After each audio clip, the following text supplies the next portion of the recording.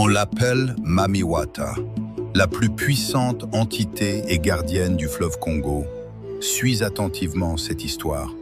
Mais avant, abonne-toi, like, commente et partage pour ne pas rater les prochaines histoires africaines.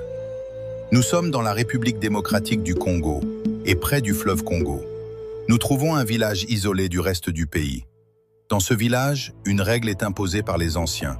Ne jamais suivre une voie venant de la forêt, même en plein jour. Car cette forêt mène au fleuve, et le fleuve prend ceux qui répondent à son appel. Ceux qui partent ne reviennent jamais. Au début, ce n'était que des murmures, des voix venant de la forêt. Même sous le soleil, elles appelaient doucement les habitants. Un enfant partait, puis une femme, puis un vieil homme. Tous marchaient lentement, comme hypnotisés vers la forêt qui mène au fleuve Congo. Aucun ne revenait. La peur envahit le village.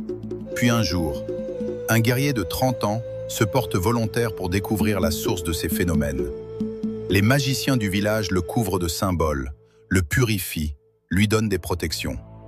En plein jour, sous les regards du village, il entre dans la forêt, mais n'a même pas pu dépasser les premiers arbres. Qu'on retrouva son corps le lendemain, au lever du soleil, sec, vidé, les yeux ouverts, figé de terreur. Quelques jours plus tard, un second guerrier, 44 ans, plus fort, plus expérimenté, même préparation, même rituel. En pleine journée, il avance.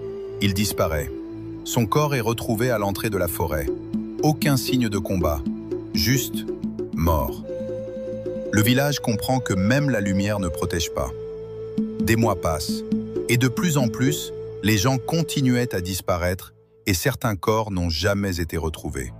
Puis un beau jour, Cédric, 22 ans, un jeune guerrier du village, part s'entretenir avec les sages du village pour lui autoriser à aller chercher une solution à son tour. Ils ont refusé pour la première, mais après avoir insisté, ils ont fini par accepter que Cédric part à son tour. Quelques jours se sont écoulés. Ainsi arriva le jour où Cédric devait prendre route. Il a refusé toute cérémonie de protection. Il a juste porté les armes de son grand-père, qui fut un grand guerrier de son époque. Une épée marquée par les dieux, une lance solide, un bouclier gravé de symboles anciens. Il prend route et commence sa quête. La forêt respire, même sous le soleil. À chaque pas, les voix commencent. D'abord celle des inconnus, puis celle qu'il reconnaît. Sa mère, son grand-père. Elles supplient, elles appellent. Les arbres bougent.